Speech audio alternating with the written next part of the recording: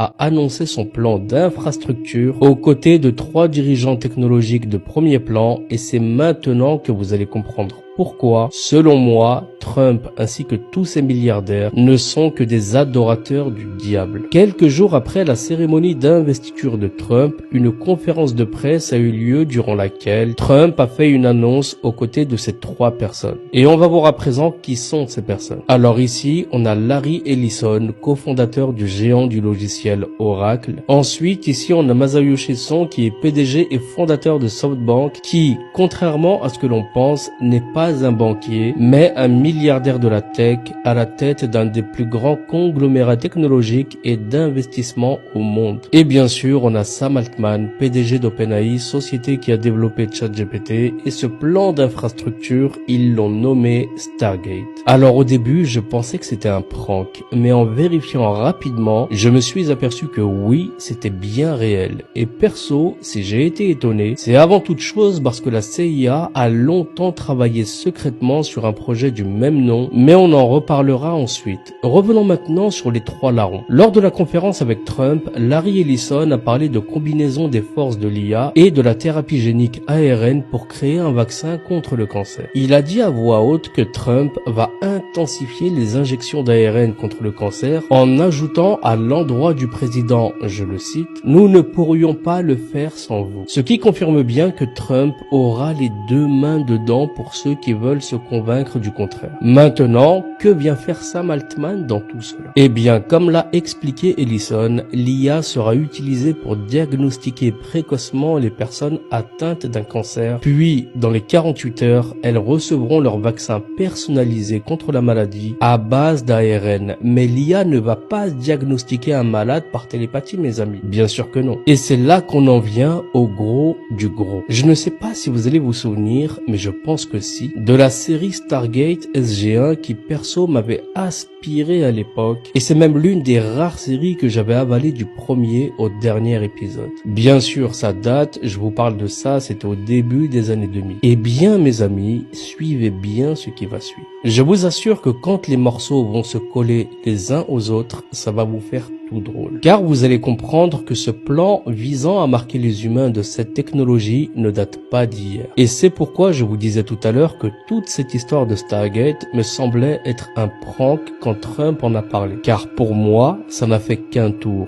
Et j'ai de suite fait le lien entre cette annonce et la bonne vieille série Stargate SG1. Dans cette série, souvenez-vous, il était question de parasites extraterrestres, les Goa'uld. Ces parasites utilisaient une technologie avancée pour infiltrer et contrôler l'humanité. Pour ceux qui ont vu cette série, rappelez-vous des symbiotes Goa'uld qui s'infiltraient par la nuque, prenaient le contrôle du système nerveux de leur hôte et modifiaient leur ADN pour créer des surhumains sous leur contrôle. Également, dans cette série, pour asseoir leur domination, ils se faisaient passer pour des dieux bienveillants, promettant le progrès et l'immortalité aux civilisations qu'ils asservissaient. Les Goa'uld dans la série avaient créé une caste d'esclaves augmentés appelés les Jaffa, qui étaient génétiquement modifiés et qui dépendaient de leur technologie. Et les Jaffa, qui étaient des guerriers d'élite, servaient aveuglément leurs dieux, incapables de survivre sans leur symbiote. En fait, mes amis, la série montrait comment une technologie avancée pouvait être utilisée pour créer une dépendance totale et un contrôle absolu sur des populations entières. Et en 2025, cette fiction est en train de devenir réalité sous nos yeux. L'annonce récente du projet Stargate par Trump en partenariat avec les géants de la tech et les laboratoires pharmaceutiques ressemble étrangement au scénario de la série Stargate SG1, mais cette fois, les symbiotes Goa'uld prennent la forme de nanorobots injectés via les vaccins ARN nouvelle génération. En fait, le plan est d'une simplicité diabolique. Pendant des années, les labos pharmaceutiques ont développé en secret la technologie des vaccins ARN. On nous a ensuite mis en avant ces vaccins pondus en quelques mois quand le C-19 est apparu, mais qui en réalité étaient déjà sur les étagères. Et bien sûr, on s'est aperçu des mois plus tard que ces vaccins étaient en fait des chevaux de Troie conçus pour introduire des nanorobots dans notre corps. Exactement comme le symbiote Goa'uld dans Stargate.